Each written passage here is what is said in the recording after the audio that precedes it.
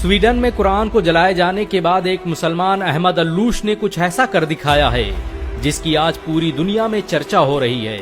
दरअसल कुरान जलाए जाने के बाद स्वीडन के अहमद अल्लूश ने वहां के कोर्ट में एक याचिका दायर की थी कि उसे भी यहूदियों और ईसाइयों की मुकद्दस किताब बाइबिल और तौरात को जलाने की इजाजत दी जाए।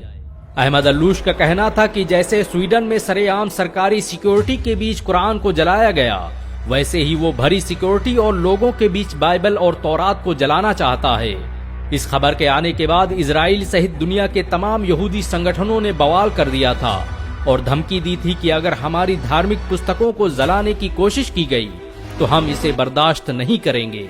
इजराइल के राष्ट्रपति ने तो यहाँ तक कह दिया था कि तौरात हमारी सबसे मुकद्दस किताब है, इसकी हिफाजत हम पर फर्ज है और हम इसकी हिफाजत करके रहेंगे।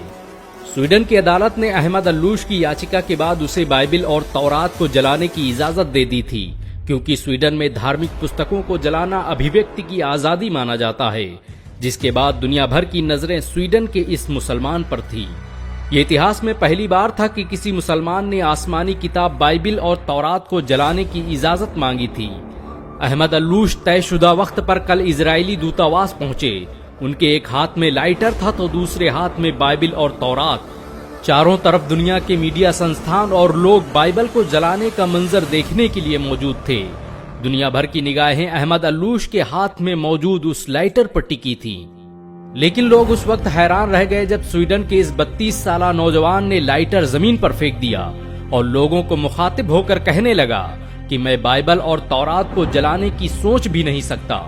मैं तो बस कुरान जलाने के मामले पर यूरोप, अमेरिका सहित दुनिया के दोगलेपन को बेनकाब करना चाहता था। ये मेरे प्रदर्शन का तरीका था। मैं चाहता था कि लोग आएं और मेरी बात सुनें और एक मुसलमान के दर्द को महसूस करें। जिस तरह से यहूदियों और ईसाइयों को उनकी मुकद्दस किताब को जलाने की बात सुनकर तकलीफ महसूस हुई, उससे लाख गुना ज्यादा हम मुसलमानों को तकलीफ होती है जब हमारी मुकद्दस किताब कुरान की बेहुरमती की जाती है। अहमद अल्लूश के पास बाइबिल और तौरात के साथ कुरान भी मौजूद थी। उसने कुरान को बोसा दिया और सीने से लगाते हुए कहा, भला मैं उन किताबों को कैसे जला सकता हूँ जिसकी तस्दीक मेरे कुरान ने की है। मेरा इस्लाम किसी मजहबी किताब को जलाने की इजाजत नहीं देता। अहमद अल्लूश के प्रोटेस्ट के इस अनोखे अंदाज की आज दुनिया भर में चर्चाएं हो रही हैं। यहाँ तक कि यहूदी और ईसाई भी कुरान को जलाने की इजाजत देने पर पाबंदी लगाने की मांग करने लगे हैं। गौरतलब हो कि बकरा ईद के दिन स्वीडन में